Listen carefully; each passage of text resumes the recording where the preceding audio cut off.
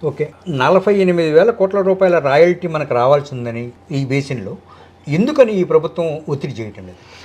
ఇప్పుడు మనం 12th finance commission సిఫార్సు చేసిన దగ్గర నుంచి ఇప్పటిదాకా లెక్కేసుకుంటే అవుద్ది అంతా.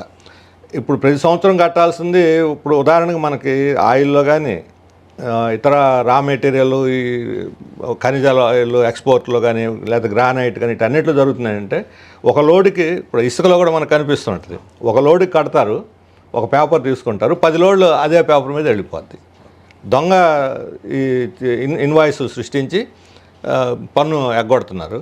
ఇక రిలయన్స్ వాళ్ళు అంటే ఇస్తే పుచ్చుకోవటమే.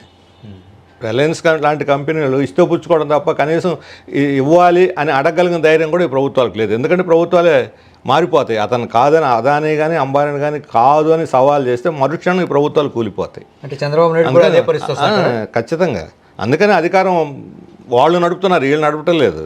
వీళ్ళు సంతకాలు చేసే పని వాళ్ళది. యాక్చువల్గా వాళ్ళు ఏది చేయమంటే ఎవరికి ఏది ఇవ్వమంటే అది ఇస్తారు అంతే. అక్కడ కాంట్రాక్టు లేదా ఎక్కడ రిసోర్సు ఎక్కడ భూమి ఏది ఇవ్వమంటే అది ఇవ్వటే. ఇప్పుడు గత ప్రభుత్వం అదానితో ఒక ఒప్పందం చేసుకుంది, విద్యుత్ ఒప్పందం, PP power purchasing agreement PPL ₹2.45 చేసుకుంది. అది తప్పని తెలుగుదేశం మేము అందరం కూడా ఖండించాము. దాని మీద చాలా వాదోపవాదాలు జరిగినాయి. అమెరికా కోర్టులో కేసు కూడా ఉంది. ఈరోజు వార్త వచ్చింది, అమెరికా కాంగ్రెస్లో వాళ్ళు అదానీ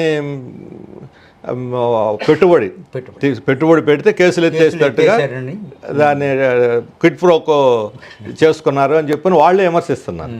అటువంటిది కాబట్టి ఆ వనరులన్నీ మనకి అమెరికా కూడా తరలించుకొని వీళ్ళు వెళ్ళిపోతున్నారు. అటువంటి ఒప్పందం మన విద్యుత్ ఒప్పందం అంత చీకటి ఒప్పందం జరిగితే అప్పుడేమో తిరగబడి గేంకారాలు చేసినటువంటి తెలుగుదేశం పార్టీ ఈరోజు అదే ఒప్పందాన్ని ఆమోద ముద్రేసి అమలు చేస్తుంది.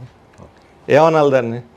అందుకని కార్పొరేట్ కంపెనీలు అదానీ అయినా అంబానీ అయినా వాళ్ళకి వీళ్ళు సలాములు కొట్టేవాళ్ళు తప్ప వాళ్ళని కనీసం తప్పు చేసామని అనగలిగిన ధైర్యం కూడా వీళ్ళకి లేదు.